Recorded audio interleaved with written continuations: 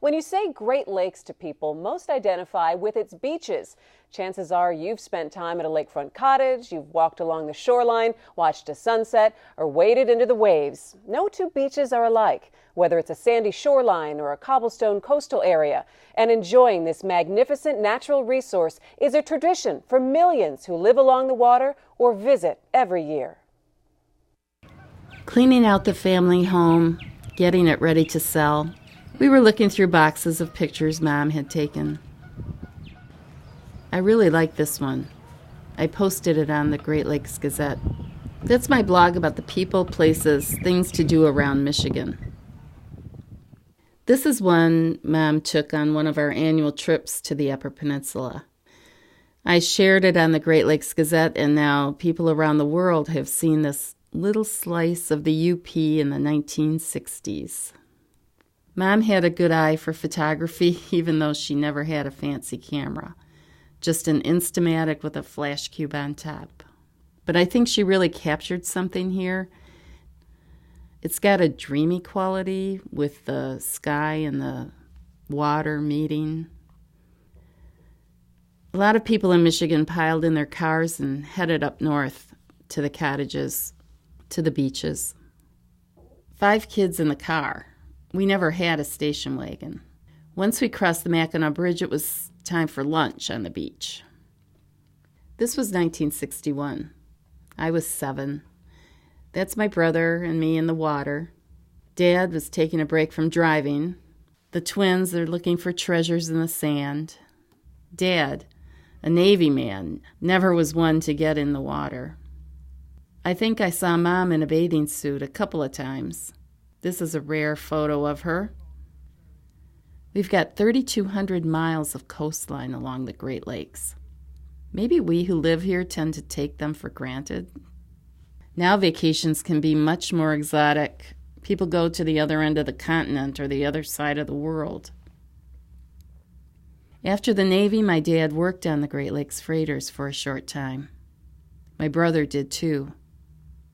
You can actually spend time on a lake boat. That's what they call them. You could win a trip in a raffle. I'd like to experience that. I guess it's the romance of the seas, that connection to water. It's timeless. It's something to treasure. It is something to treasure, and this intersection of land and water is also the most expensive to protect. Green-colored water tinged from algal blooms and shoreline covered with sharp zebra mussel shells can keep tourists away. So is it safe to go to the beach this summer? This starts our conversation on beaches and water quality in the Great Lakes.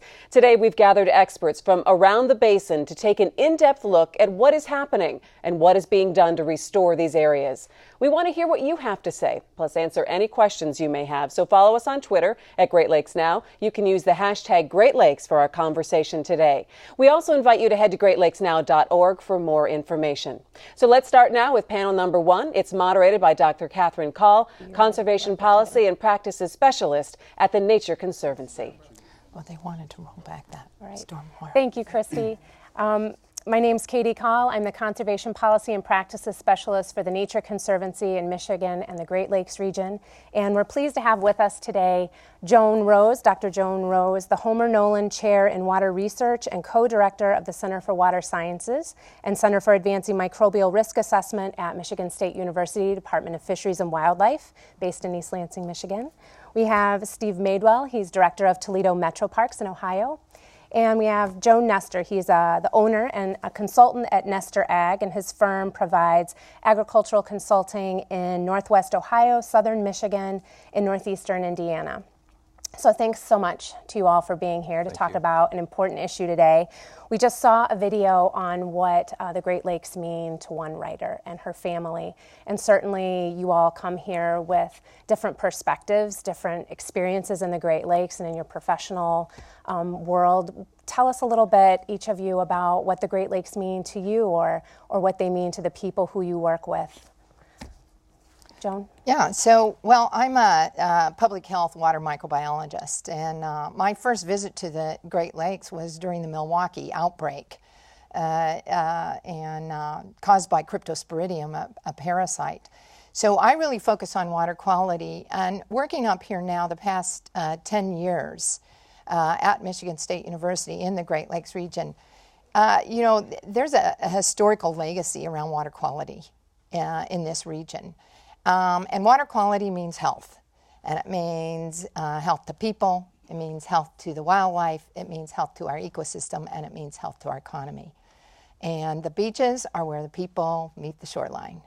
And so they're really sort of an indicator to me of how much we care about the Great Lakes. Mm-hmm. Yeah, I recall the very first time that I saw Lake Erie. I was, 10 to 12 years old, somewhere in that period, and the water was pea green soup color, and the color of pea soup.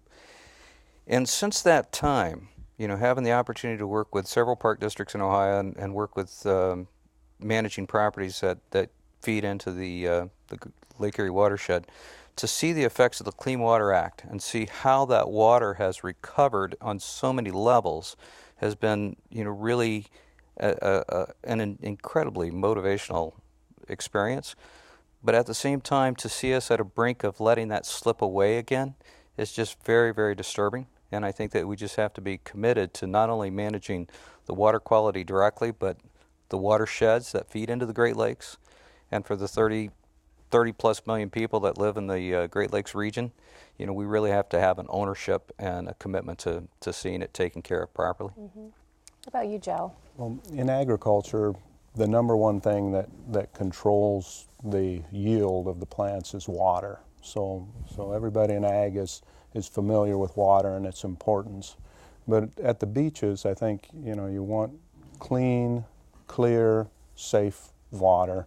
A lot of people, that's their vacation time and their chance to get away and get that hands-on the water. So we want to make sure that the water is very clean and agriculture is doing their part to keep it that way. That's right. So summer's coming. Are any of you, do you have big concerns about going to the beach this summer?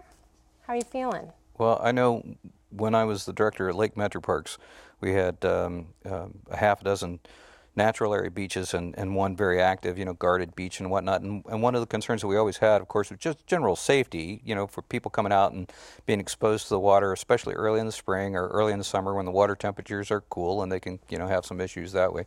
And the small personal crafts and not being properly acclimated to what they're doing. But really, one of the things we were always concerned about, and one of the big unknowns, was water quality and the human health contact factor. And that's a big issue. Mm-hmm. The studies they've done in the Great Lakes region, starting even 50 years ago and more recently in the last few years, the Centers for Disease Control and EPA, they have found that at some beaches where there are pollution sources that there's a chance, 1 in 10 chance of somebody getting sick because of water quality degradation. And so I think that you do have to be aware of the broader impacts of what we do on the land, how that's impacting the beaches, and that can, translate into actual illnesses. The thing that concerns me would be an algal bloom outbreak. We've had some of those recent years. Last year was pretty minimal, but we're still learning about those, the exact causes, but that would be the thing. It's unsightly. It can ruin a day at the beach or on the lake, and it affects so many different things. So we're getting at, we understand why we all value the Great Lakes, but we're getting at some of these ways in which the lakes and the beaches that we enjoy in the summertime are threatened right now. So talk to me a little bit about the human health threats exactly that we are experiencing, maybe some of the economic threats that are tied to beach contamination or water contamination, and then the effects on those coastal systems, those coastal wetlands that we care about. What are some of the threats, or the sources of those threats that we're experiencing? Well, when you can get ill from a number of microorganisms, and they mostly come from waste, that either human waste or animal waste. So the sources can be wastewater treatment plants that aren't being treated very well. They can come from CSOs, septic tanks, leaky sewer lines.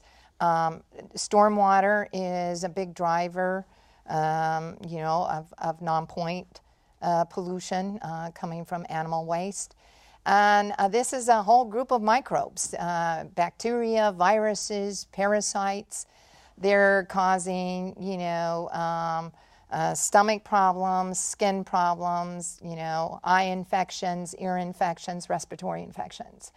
And so, the goal is to really monitor water quality and be assured that there's good public health advisories going on. And in the long term, really looking at where are these contaminants coming from? That is a big issue. So how big of a problem is it? Are people really getting sick often? I mean, if I'm somebody who lives in the middle of a Great Lakes state and I go to the beach just 2 or 3 times a year, why should I be concerned? Am I as concerned as somebody who lives in a house near the shoreline?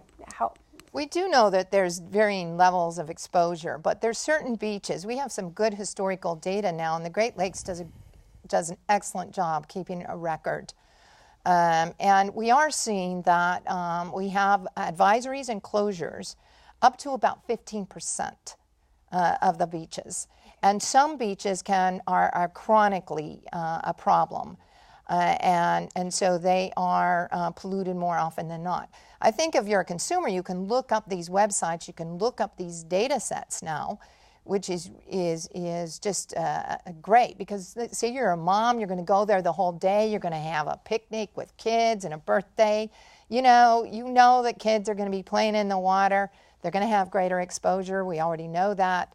And you want to go someplace where you believe that they're going to be safe. What are some indicators of a healthy beach or a sick beach? Can you tell? Are there any factors that people should be made aware of? So the monitoring, of course, is for a bacteria called E. coli.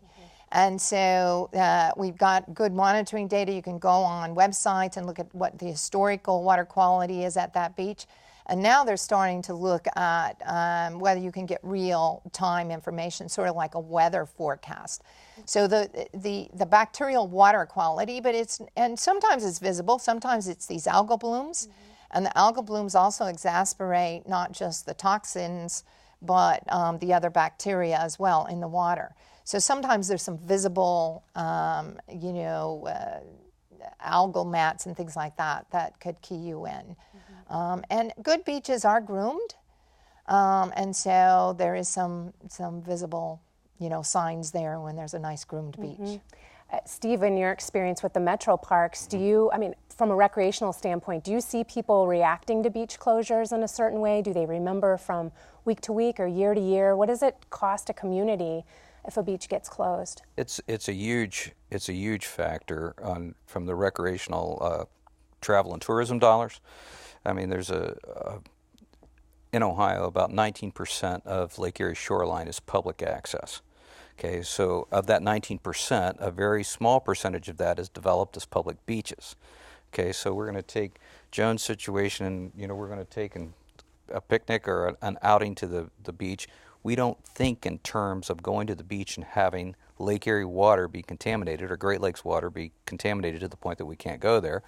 We have a fairly limited number of groomed beaches to go to, and when we get there, if it's closed, the whole day is just trashed or goes down the tubes.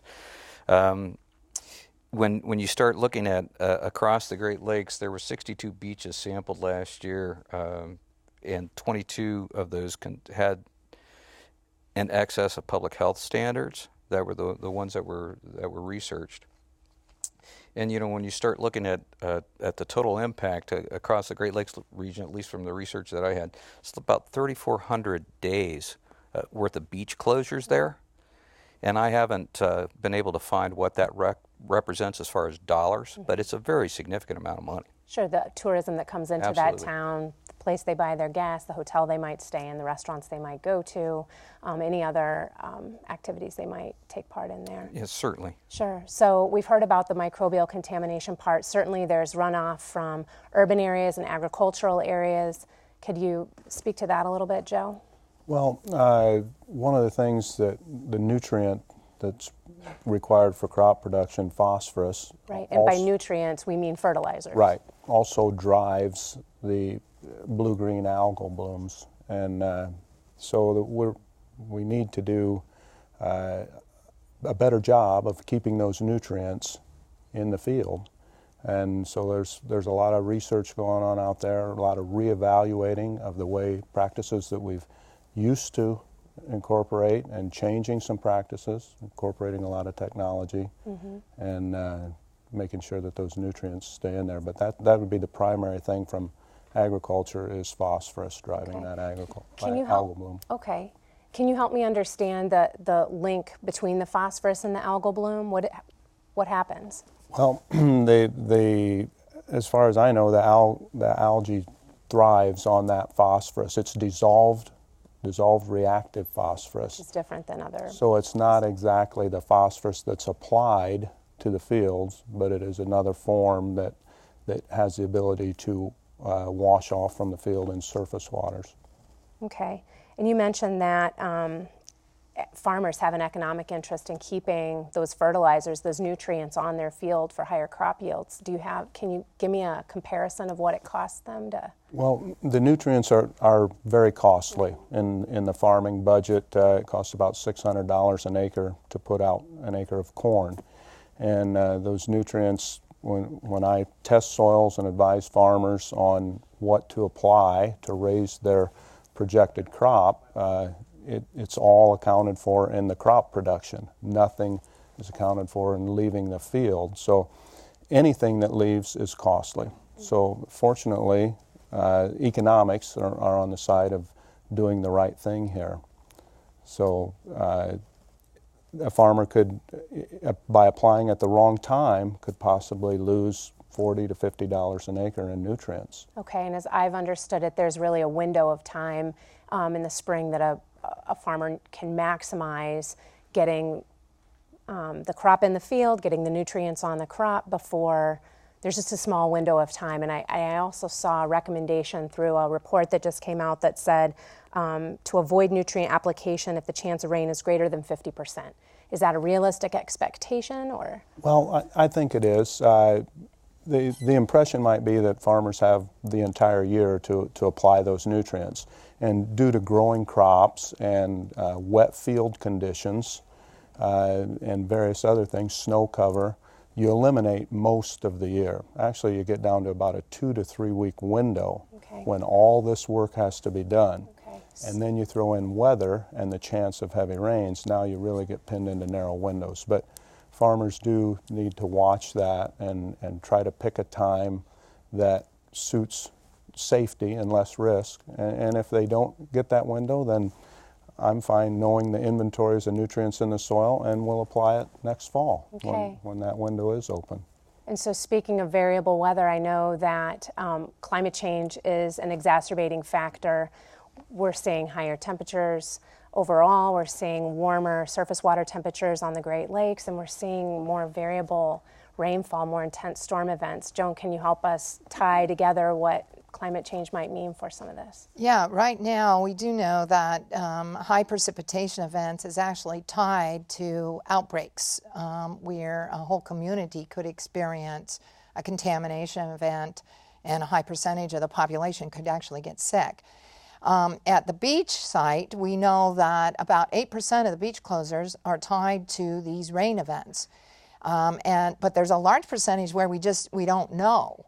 And we're finding out more and more about what we do on the land and how the precipitation in particular drives the pollution. And you can kind of, understand that. It just drives it from the source to the beach.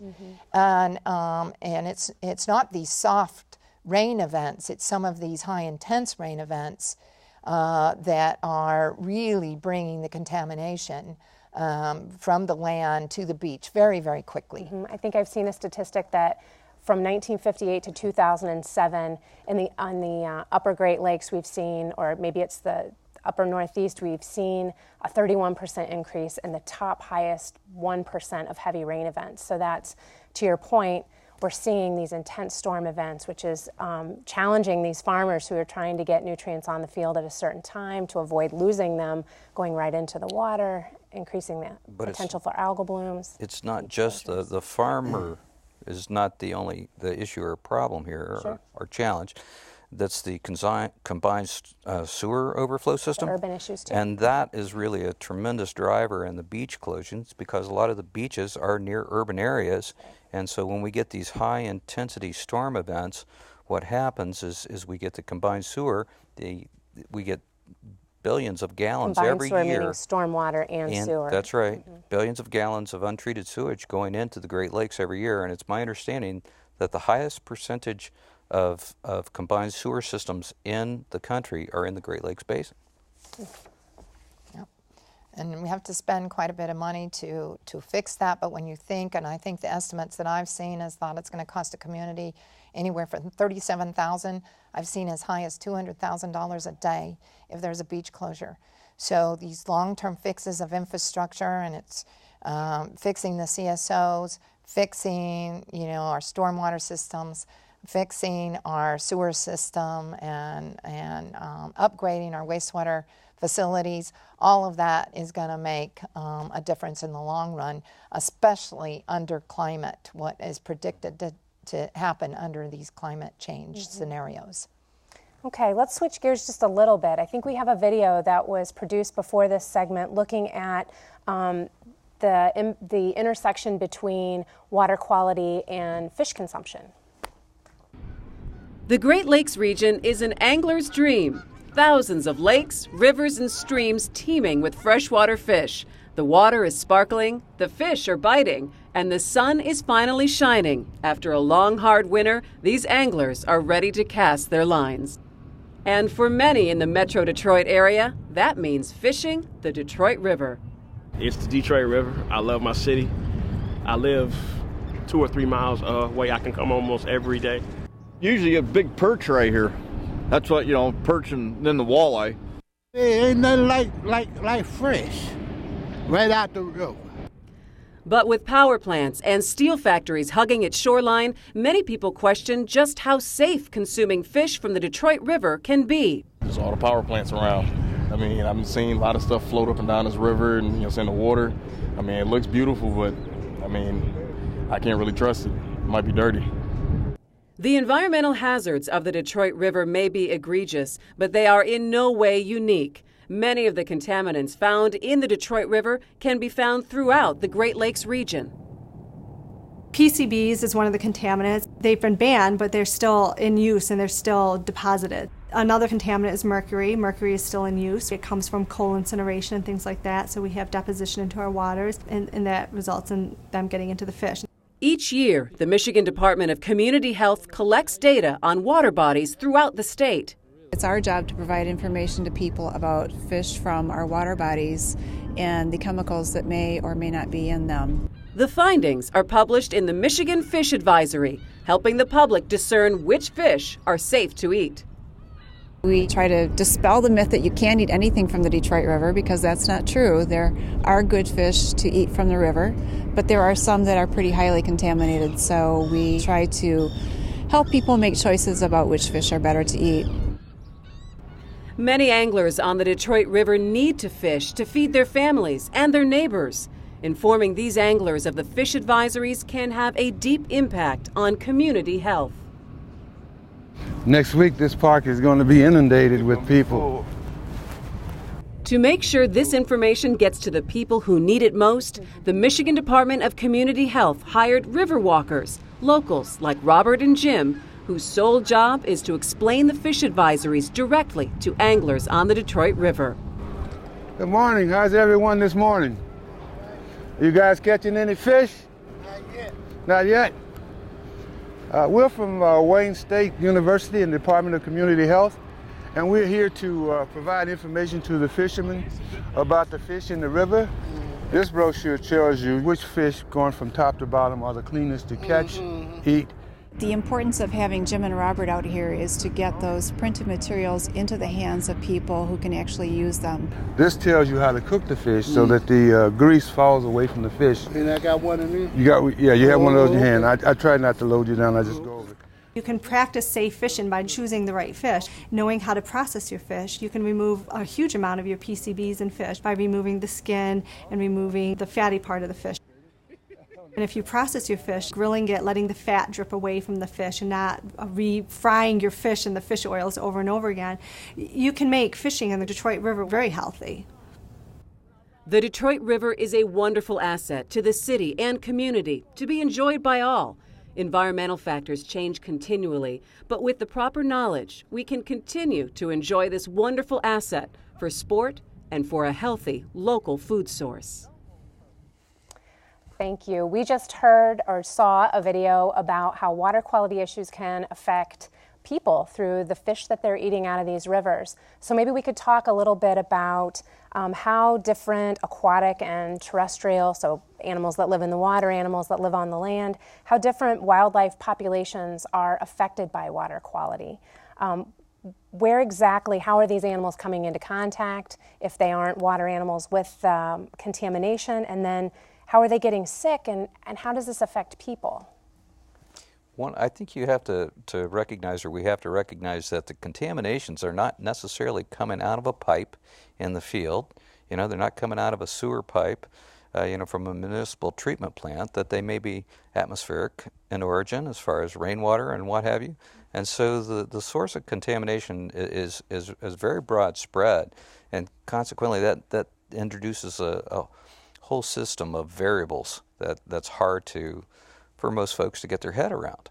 But what we start seeing is manifestation of mercury in fish, like the video was referring to. And most health departments, state health departments, and Michigan DNR, Ohio DNR, most of the DNRs associated with wildlife management, try to do a really good job of educating their clientele on how to prepare the fish and do that whole sort of thing. But it's a very complex system, and there's a lot of variables there. Okay. There's been some discussion about connection with large colonies of birds and contamination on beaches. Is that which birds, which beaches? What do we need to think about? Yeah, we share our shoreline, with the wildlife, and that those ecosystem services are really important. If we have a healthy, wildlife system, we have good bird habitat, we have a good relationship between birds and fish and humans and beaches and that type of thing. We do know that there's different types of microbes that can affect birds, that can also affect humans. These are called zoonotic pathogens. And we don't know very much about these types of pathogens. We do see that this Clostridium botulinum shows up every once in a while in birds and has a bird kill, and that's been, somewhat tied to algal blooms and that type of thing. So then you see that it's quite obvious that you're having a wildlife problem. You might have a fish kill because of low DO, but often it's not very obvious that these things are going on. And we don't know very much about the bird population and how many of them are infected with these different types of bacteria. And it's very difficult to, I think, monitor wildlife and then see how it's connected to humans. I mean, some of these things are obvious if you talk about the chemicals and their accumulation. And we have good monitoring data on that in the sediments and in the fish and in the birds. But for many of these things, we just don't have the data yet. Okay. Yeah, we've seen an explosion of the greater Canadian goose, for example, in the past 25 years. And while that's a wonderful thing, if you start having hundreds of birds coming in and basically day roosting at your beach site, just the manure production becomes a problem. So a good reason not to feed the gulls, is that what you're telling us? And we've seen various populations of animals increase. And of course, being a wildlife enthusiast, that's a wonderful thing. But, being a resource manager, there's the other side of that equation too, right? Mm-hmm. Managing their habitat and that type of thing, I think is important. Absolutely. So we have regulations in place. We have water treatment facilities and industries and farms being tested and meeting these standards and passing, in many cases, the tests. Why are we still having beach closures, and why are people still getting sick? Yeah. That's a big question. Oh, yeah. Well, we made such great progress since the Clean Water Act. And in fact, in the Great Lakes region, even before the Clean Water Act was initiated, infrastructure was being put in place. Well, we're talking about aging infrastructure now and really having to think, what do we want for the future? What do we want for the 21st century? And we have these new tools. It's great being in water microbiology. The group of us that do this, I think the Wisconsin Health Department coined it, but they're the CSI of water. As they go in and they can take water samples. We can take these water samples now and we can look at the DNA of the bacteria. And we can start to identify the sources of the pollution. And the non-point sources, the point sources, how much they're related to rainfall, wind, and other storm events. This means with this knowledge, we're going to have a much better way to, one, communicate the public health risk in real time, and secondly, for the long term, find the problem sites, find the, what's causing the problem and fix it. And it's a collective issue. It's not going to just be that city's problem, that city's problem upstream. It's got to be a watershed, solution. And I think we're developing the tools so that we can answer those questions of how bad is the pollution, how significant is the public health risk, and what can we do about it. Mm-hmm. So speaking of solutions, let's talk a little bit more about what different researchers, different industries, municipalities, or agencies are putting into place as they are coming to realize, Joan gave a really nice summary, coming to realize a lot of these threats. Through the ag sector, what are folks thinking about? Well, it is recognized that ag has a role in this, and we've been working on it. This problem didn't happen overnight, and it won't be solved overnight. Mm-hmm. But there's been a lot of changes in agriculture, exciting changes in the last 10 years. We have plants with stronger roots and better nutrient recovery systems. So we're looking at research that maybe we don't need the amount of nutrients that we needed 20 years ago to raise a bushel of corn. There's a lot of talk on soil health and soil structure as opposed to just looking at nutrients. Technology in agriculture is on a steep climb upward. We're applying fertilizer now by georeference zones within fields that we individually sample and then vary the rate of the fertilizer through computerized controllers within the fertilizer application machines. So just enough in the places that need it. Exactly. They call it precision ag, site-specific, and so we're spoon-feeding areas of the field instead of blanket approaches that could tend to over-fertilize. So then how do good actors trying to do the right thing benefit versus bad actors?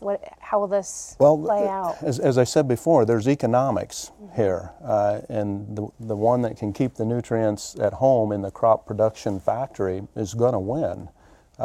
There's a process out there now that agriculture is employing called the 4 R's. And what that means is the right source of nutrient, the right rate, the right time, and the right place. And the right rate, we can do that with adequate soil testing and representing what nutrients are there. That's a pretty simple one to do.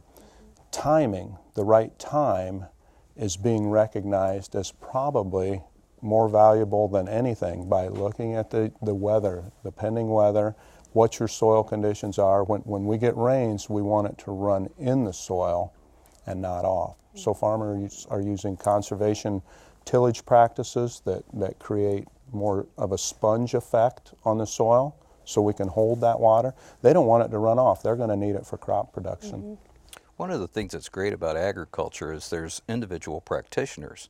You know, the issue that Joan was alluding to with sanitary systems in urban areas or in urban regions, it's much more difficult to address those things because you're talking about big infrastructure changes, and a lot of communities are dealing with that. But since 1972, the amount of untreated pollution or sewage that's going into the Great Lakes has been reduced by half. So we've made great strides. The unknown variable, though, is the intensity of storm events. Okay, so as these systems are being engineered to meet current standards, our weather patterns or our incidents of heavy rains are also shifting too. So that may pose a partial answer, at least, to your question. Why are we still having beach closures? Mm-hmm. You know, we're still defining what the new normal is.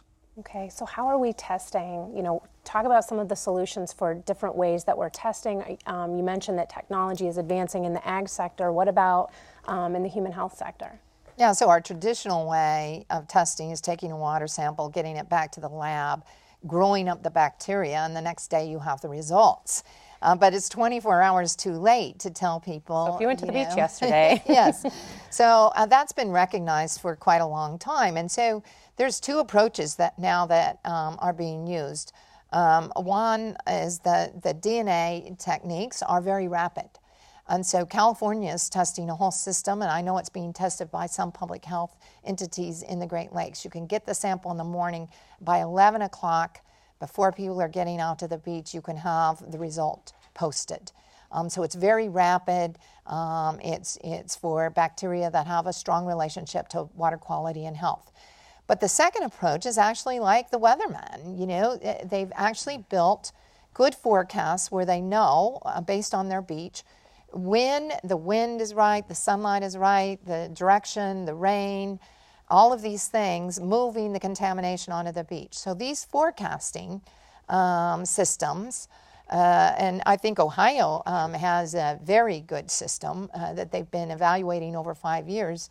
They're sort of like the weather report. They can actually get very close 95% of the time and post the likelihood that the beach would be impacted real time on that day. And so it's all moving to a direction where there's going to be better public health messaging and a better assessment of water quality.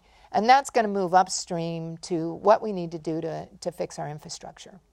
You find that people are responding to this predictive forecasting? But it's a confusing thing for most folks to get their head around. I mean, for example, if you have a beach on the east side of a river and on the west side of the river, and you have a big storm event, literally the way the wind is blowing can have an effect on which beach is closed and which beach is acceptable. And so Joan, when she was talking about the predictor model or the predictive model, it is looking at all of those variables and giving you like 80% chance that this is going to be bad today. And folks may come to one beach and say, well, wait a second, why are those people over there swimming? It literally can be that site specific. And so trying to get folks to dial in and to recognize that this is an issue and it's something that they can seek out the information on. Sorry. Oh, that's all right. I was going to say, you know, there's been discussion about creating phone apps. There are internet sites, at least in Ohio, where you can log on and you can get the handful of beaches or so that they're currently testing like that right now. You can get that information in a short, virtually real time. It's not quite real time, but it's close. And that's posted up. But it's just a question of getting, you know, the public to think that way. And I really believe that if we could make greater headway in public awareness, we would make greater strides towards looking at these infrastructure improvements as investments and not cost burdens. Right, it's not something that you can always directly see, and so it's hard to make the case if you're not being connected with the information. Right. That's right. That type of information could be very valuable to agriculture too. We've got a lot of farmers that are installing water control devices on their tile systems, and if they could predict the weather out far enough, they can know whether they can hold that water back and maybe eliminate some of the flashiness of some of these rain events in the stream. Hold it within the tile system and keep it for crop use or let it out at a later time. That's amazing. I read about a study yesterday that the National Science Foundation is funding where they have a new thunderstorm detection project going on where they're able to they're funding a project so that they can predict these massive thunderstorms, these big flashy rain events that we're talking about, not just a couple hours in advance when 50-50 chance, but up to a day in advance, 100% you are going to get this, be prepared. So not only would it be good if you're planning to go to the beach for a picnic, but certainly it's going to be good if you're thinking about when to apply nutrients on a field and these water release devices that you just talked about. What other kind of research do you feel like, we've talked about some of the solutions that are taking place, but what do we need to be asking for as research entities are out there? How do we help direct what's taking place next or suggest what's needed in each of your sectors to help move the ball forward with water quality and beach health? Water management, volume management is huge. And that's what Joe's talking about with the agricultural side of things, and they're trying to develop, or they're working to develop, very, very specific things, just like the precision ag applications of fertilizers. Some of the techniques that we were talking about before the show, having individual backflow preventers and small gates on the tile, the miles and miles of tile that's underground in all these ag fields, and being able to control the release and keeping it slow. In urban settings, the notion of detention basins and retention ponds being built into the infrastructure is a huge component. And some of the opportunities I think that we have, especially with some of the urban areas where we have vacant landscapes, we may be able to take and put water quality handling structures in those vacant landscapes. Okay.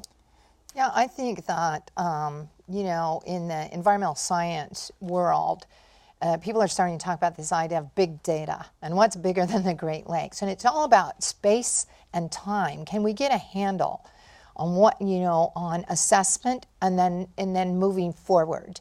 With all the new tools we have the tools. And I think now and we actually gathered a huge amount of data. In fact, there was a 100-year study done in 1912 where it's the largest bacteriological study I could ever find right here in the Great Lakes. So we have the data. We need to move into the sort of the information, that environmental science bioinformations where we analyze the data to make sense of it, make decisions.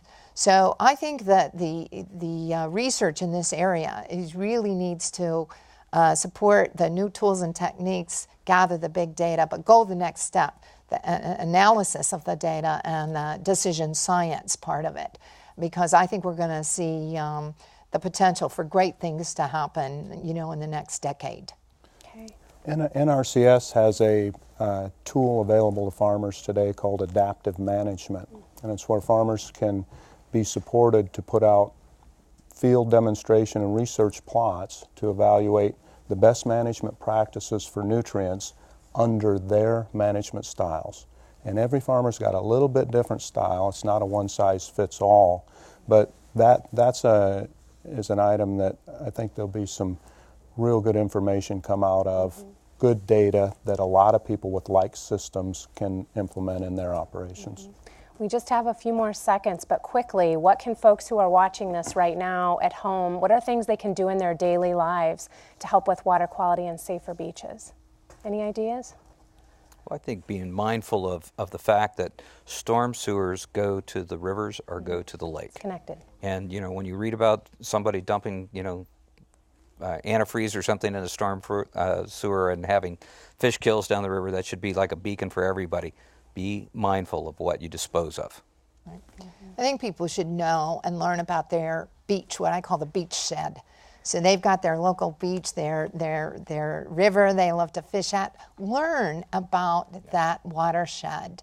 Learn about what's going on, because you ultimately will be making decisions about how to protect that water for the future. Mm-hmm. Okay, I think we have one question from the public that we're going to see on video in a moment here. How you doing? This is Aaron, and I want to know, is it safe to eat the fish out the water by these power plants? All right, is it safe to eat fish out of water by power plants? Well, there's a tremendous amount of research that's been done about eating fish out of the Great Lakes. And all of the individual states, all the individual health departments have very extensive research on how to prepare the fish, what kind of fish, the frequency of consumption, whether you should eat fish if you're planning on having a child, if you're a woman. And so there's a lot of information out there. Unfortunately, it's not a one-size-fits-all response. And so it's incumbent on the angler, okay, to know where the fish is coming from and what the local best information is. And we just talked about there are different websites and smartphone apps out there that you can check to look at water quality at different places around the Great Lakes, right? Yeah, so certainly that would be advisable. DNRs, almost all of the DNRs have advisory pages where they tell you how to prepare the fish, what fish you can eat, the frequency of consumption. Yeah, and it might not be that it's just because it's located near the power plant discharge. You may need to be aware of that because of the mercury, as the videos demonstrated. That's coming from atmospheric deposition. Mm-hmm. So PCBs and mercury and other things that could accumulate in the fish could be, a risk anywhere. So certainly go to the state's websites and again, know your water system. That's right. And not just the threats right at that power plant for whatever might be flowing out or atmospheric deposition, but whatever's upriver from that coming down. Right. The whole context. Just like the warm water, and they like wastewater effluent discharges too. Lovely.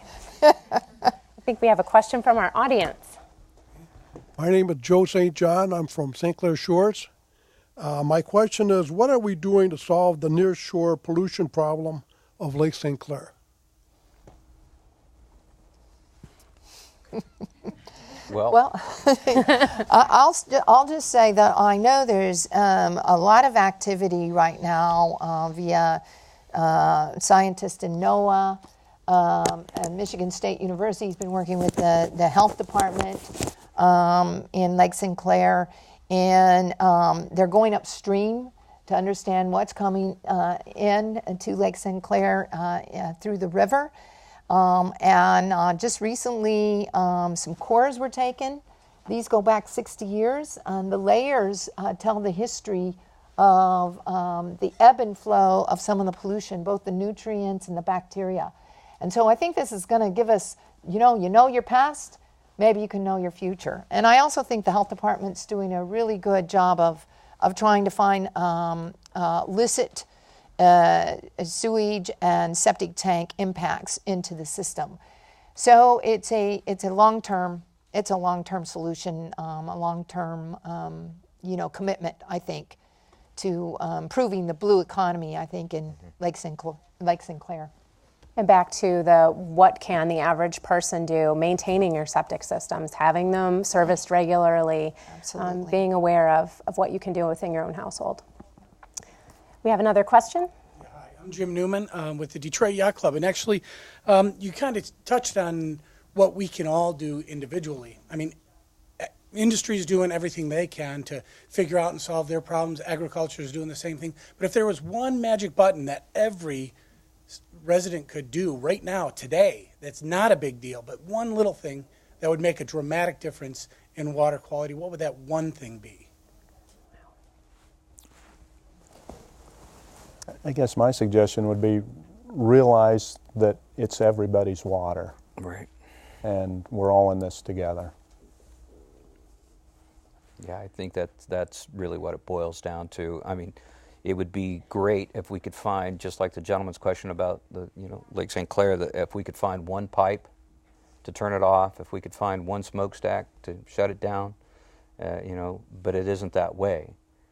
We all are driving cars, we all are taking showers, we're all running dishwashers, we're all doing all of these things and trying to minimize our water consumption, and the amount of waste that we produce is a huge, huge contribution. All right. Panelists, thank you so much. If you have any final thoughts, we can certainly share them now, but really appreciate your time and all of the experience and perspective that you've provided today. So thanks very much.